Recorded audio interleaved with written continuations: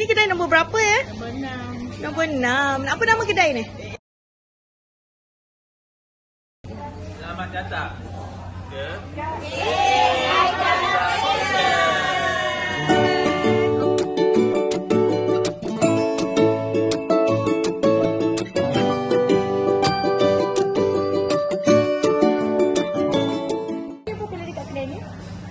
popular nasi talam lah, nasi talam apa tom yam kelapa. Ini dah tom yam kelapa. Ayam kacang, nasi goreng ayam kacang apa yang popular. Okey, jadi memang semua sekali orang kebanyakan datang makan benda ni lah, makanan ni lah. Kebanyakan lah. Kedai ni lebih kepada makanan Thailand ke tempatan? Thailand. Thailand.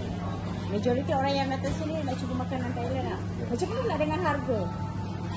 Harga kalau ikut lah, ini dia harga dia mahal sikit lah tempat kan.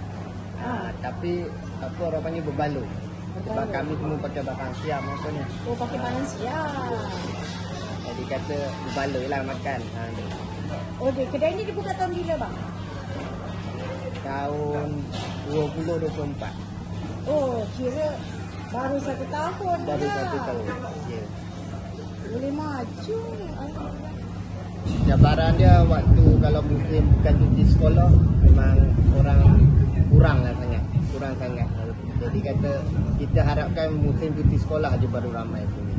Orang biasanya datang kalau biasanya waktu tu lah. Waktu tak orang cuti. ramai tu. Waktu tak cuti? Waktu tak cuti tu kadang boleh 10 meja tu pun banyak dah. Kalau cuti? Kalau cuti tak ada berganti-ganti penuh. Kedai kami dah ada 3 franchise. Wow, 3 franchise. Kat mana tu? Dekat apa? Dekat Arau. Arau ada 2. Baru 2 lah Yang ni yang terbaru lah. Tak ada hajat nak buka dekat Mekah ke, Paris ke, London ke. Mana tu ada budak besar? Kita boleh buat kat sana.